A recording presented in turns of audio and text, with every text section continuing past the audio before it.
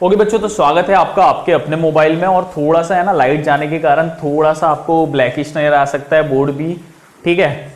और यहाँ पर हम करने जा रहे हैं एक्सरसाइज 7.2 का क्वेश्चन नंबर 6। और पानी गिर रहा है साथ में, और बहुत अच्छा क्वेश्चन है, अच्छा पानी भी गिर रहा है, मौसम भी अच्छा है, और अच्छे मौसम के लिए अच्छा क्वेश्चन है यहाँ पर, ठीक है।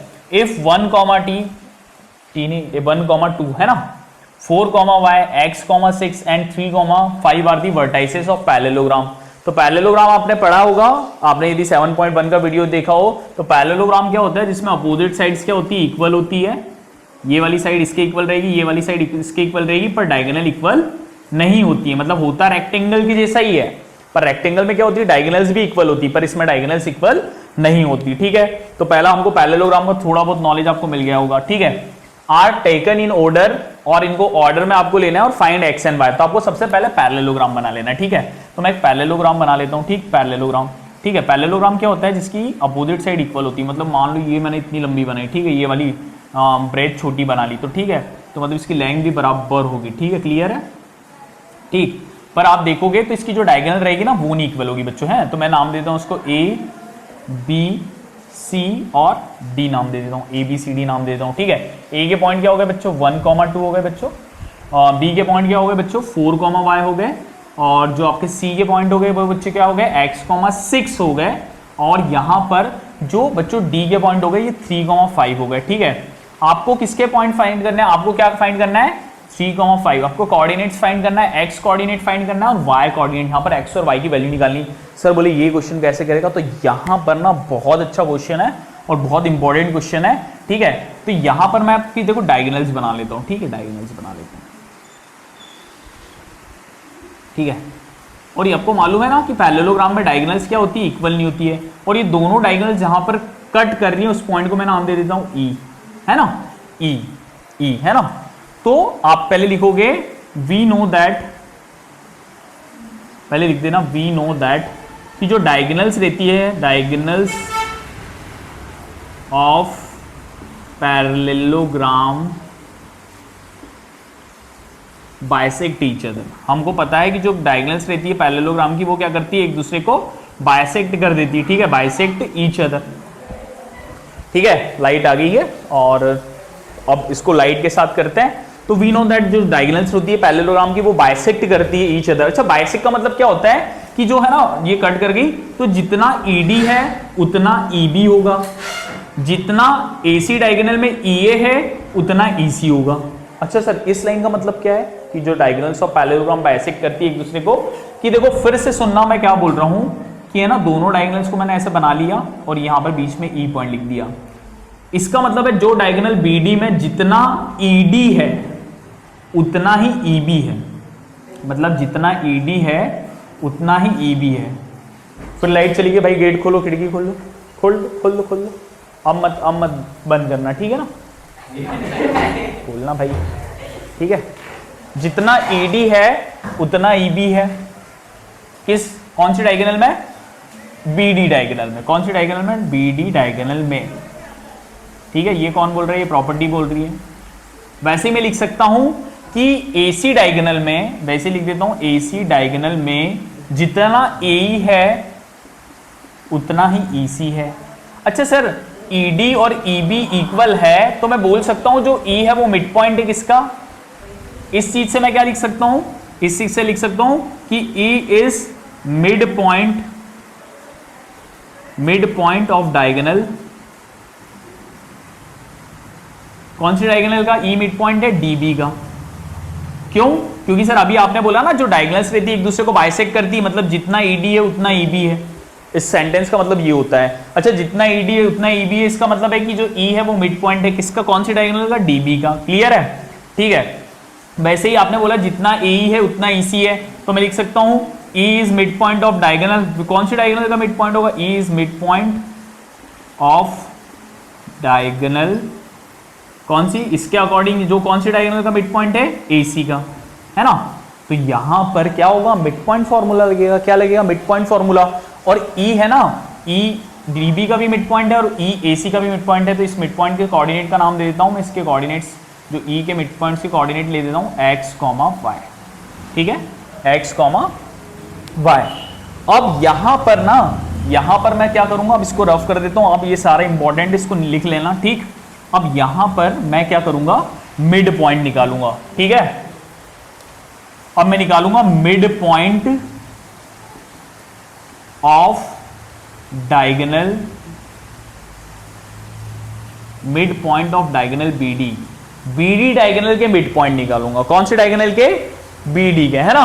तो ये आपका x5 हो गया। तो बोलो कि आप इसको क्या दे दोगे नाम, x1 y1, इसको क्या नाम दे दोगे, x2 y2।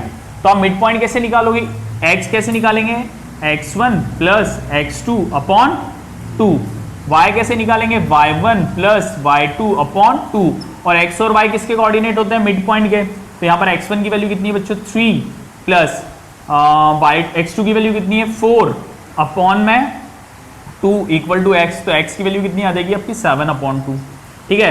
वैसे y की वैल्यू निकालेंगे तो y1 आपका क्या हो जाएगा बच्चों, 5 प्लस, और y2 कितना हो जाएगा आपका, y अपॉन 2। तो y की वैल्यू कितनी आ गई, 5 प्लस y अपॉन 2। ये किसके मिड पॉइंट आए हैं, ये डायगोनल BD के मिड पॉइंट है, और मिड पॉइंट क्या है, E है, ठीक है। तो मैं इसके बाद यहां पर मैं किसके मिड पॉइंट निकाल लूंगा, अब मैं एक बार मिड पॉइंट निकालूंगा डायगोनल किसका, AC का, mid point of diagonal AC।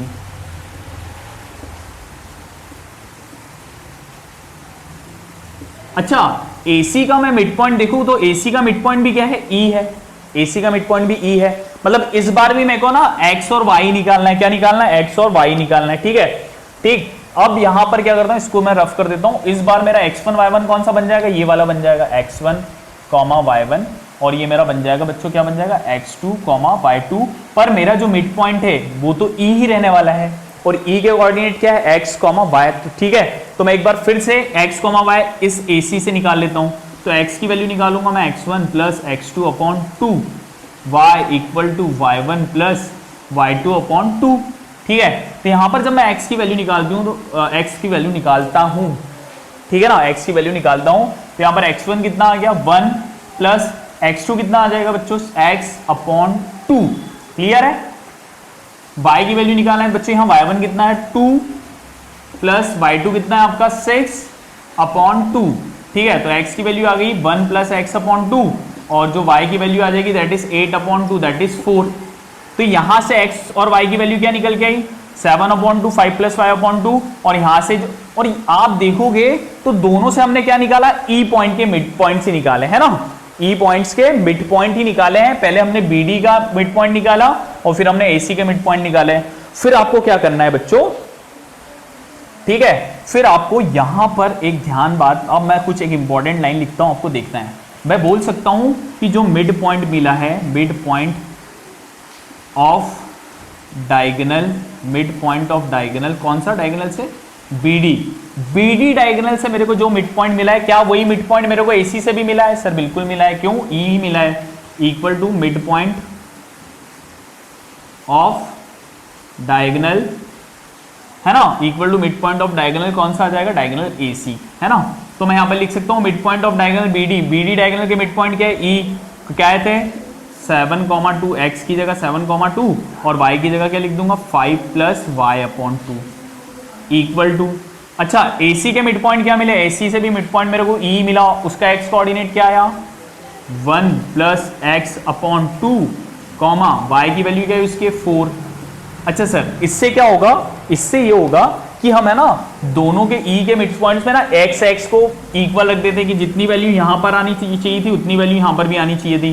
तो हमें ना जो x वाले कोऑर्डिनेट रहते हैं उनको आपस में इक्वल लिख देते हैं, दैट इज 7/2 को किसके इक्वल लिख देंगे, यहाँ का x कोऑर्डिनेट, और इस मिड डायगोनल BD का जो मिड पॉइंट का x कोऑर्डिनेट है, और डायगोनल AC के मिड पॉइंट का जो x कोऑर्डिनेट है, उनको आखिरी में हम इक्वल लिख देंगे।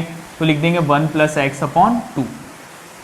अब ये 2 का मल्टीप्लाई कहाँ हो जाएगा, इधर ऊपर जाके 7 में, तो 7 मल्टीप्लाई 2 अपॉन में 2 है, और इक्वल टू 1 प्लस x हो जाएगा बच्चों। ये 2 से 2 क्या हो गया, कट। तो यहाँ ऊपर क्या बचा, सिर्फ 7 बचा, और यहाँ 1 प्लस एक्स नंबर के पास जाएगा तो 1 माइनस में जाएगा, तो हो जाएगा 6 इक्वल टू एक्स। तो x की वैल्यू क्या आ गई बच्चों, आपकी 6 आ गई। अब हम क्या करेंगे, जो हमको BD डायगोनल के मिड पॉइंट में जो y की वैल्यू है और AC डायगोनल में मिड पॉइंट में जो y की वैल्यू है, इनको इक्वेट कर देंगे। तो यहाँ पर y की वैल्यू है एक में 5 प्लस y अपॉन 2, और एक में इक्वल है दैट इज 4, तो इनको इक्वेट कर दिया, y वाली वैल्यू को 2 का मल्टीप्लाई किसमें हो जाएगा बच्चों 4 में हो जाएगा, तो 5 प्लस वाई इक्वल टू क्या हो जाएगा 8। अब y की वैल्यू निकालनी है तो नंबर के पास जाएगा, तो 8 माइनस 5 आ जाएगा, तो y की वैल्यू कितनी आ जाएगी बच्चों आपकी 3 आ जाएगी। ठीक है, ठीक, यहां पर हमारा क्वेश्चन सॉल्व होता है कि हमारी x की वैल्यू 6 और y की वैल्यू 3 है। इस क्वेश्चन पे स्टार मार देने, 5 स्टार नंबर का क्वेश्चन है। ये जब भी आएगा ना या तो 5 नंबर में भी आ सकता है या तो 3 नंबर में भी आ सकता है। अच्छा, दिया क्या रहेगा आपको कि आपको है ना वर्टाइसेस दिए रहेंगे पैरेललोग्राम में और कोई 2 मिसिंग होंगे, उसकी वैल्यू पूछेंगे, एक्स वाई की जगह वो पी क्यू भी लिख सकते हैं, पर आपके दिमाग में बिल्कुल ध्यान होना चाहिए कि पैरेललोग्राम में डायगोनल बाइसेक्ट करती है, एक दूसरे को क्या करती है, बाइसेक्ट करती है ना। बाइसेक्ट का मतलब हो गया कि यदि मैं बीडी डायगोनल की बात करूं तो जितना मेरा डी है उतना मेरा ईबी होगा, जितना मेरा AE है उतना मेरा EC होगा। तो मैं डायगोनल BD में बोल सकता हूं कि BD का मिड पॉइंट क्या होगा E और AC का मिड पॉइंट भी क्या होगा E।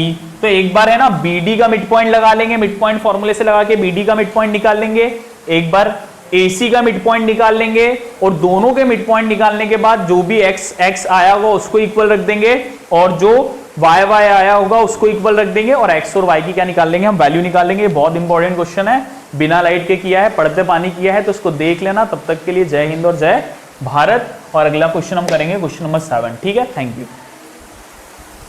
आइए समझ में।